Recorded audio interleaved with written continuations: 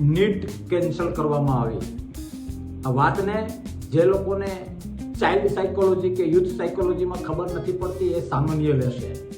National testing agency એ Indian ministry of એજ્યુકેશનના અંડરમાં આવે છે અને મારે એટલા માટે સરકારને પૂછવું છે કે 12મા ધોરણમાં નીટ આપીને મેડિકલમાં કેરિયર બનાવનારા ભાઈઓ બહેનો દીકરા દીકરીઓના ભવિષ્ય સાથે ગેમ રમવાનો તમને હક કોણે આપ્યો?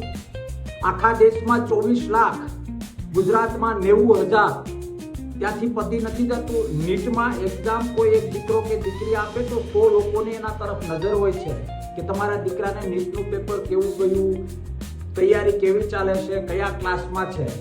તમે કરોડો દેશને ડિસ્ટર્બ કર્યા છે।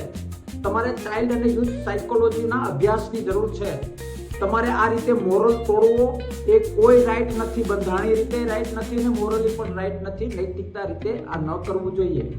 તમને ખબર છે દીકરો કે દીકરી જ્યારે નીટની તૈયારી કરતો હોય ત્યારે મા બાપ ઉછીના લઈને, વ્યાજે લઈને, આમ તેમ કરીને એને સારા ક્લાસમાં યોગ્ય વાતાવરણ મળે એના માટેના પ્રયત્નો કરતા હોય છે। નીટ પછીના એના આયોજનો હોય છે, એ બધું જ તમે ભસ્મીભૂત કરી નાખો છો। ચલો ભૂલ કેટલી વાર? 1 વાર, 2 વાર, 3 વાર ઓન પેપર અત્યાર સુધીમાં 88-89 વખત પેપર લીક થયા છે। ક્યાં છે તમારું મેનેજમેન્ટ? ક્યાં છે તમારી દેશ પ્રત્યેની લાગણી અને નવી પેઢી પ્રત્યેની લાગણી? ખૂબ દુઃખ વ્યક્ત કરું છું। સાથે સાથે નીટના એ દરેક ઉમેદવાર કે જે લોકોએ એક્ઝામ આપી હતી દરેક દીકરા દીકરીને કહું છું કે સરકારની ભૂલને લીધે તમારો મોરલ ના તોડતા, સરકારની ભૂલને લીધે તમારી હિંમત ના તોડતા, ફરીથી નવી તારીખ આવે તાકાતથી મહેનત કરીને આ લોકોની ભૂલને લીધે તમારું કેરિયર ડિસ્ટર્બ ન થાય એનું ધ્યાન રાખજો। અને ગવર્મેન્ટને કહું છું કે થોડા માણસ થાવ। એજ્યુકેશનની આ રીતે રમત ન હોય। નીટ માટે તૈયારી મહેનત કરનારા દીકરા દીકરીનું પરિવાર સગા સંબંધીઓની આ રીતની મજાક ન હોય। કયું ઈલું ચાલે છે નેશનલ ટેસ્ટિંગ એજન્સી અને આ સરકાર વચ્ચે? તેનો જવાબ એક ગુજરાતી, એક દેશવાસી માંગે છે। સાયકોલોજીકલ કોઈને તોડવા એ પાપ છે, જે પાપ સરકારે કર્યું છે। ભવિષ્યમાં ધ્યાન રાખજો। કમસે કમ આજે નીટના ઉમેદવારો છે, આપણી આવતીકાલનું ભારત છે, આવતીકાલનું મેડિકલ જગત છે।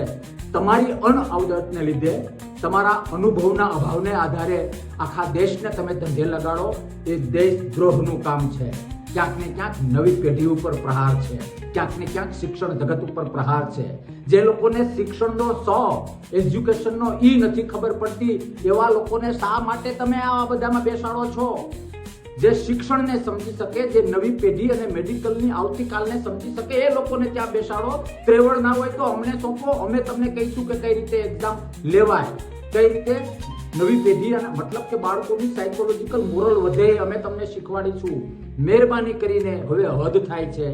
આ રીતે સાયલેન્ટલી દેશના મેડિકલના ભવિષ્યને નબળું કરવું એ દેશદ્રોહ છે, એમાંથી પાછા વળો। જય હિન્દ, ભારત માતા કી જય।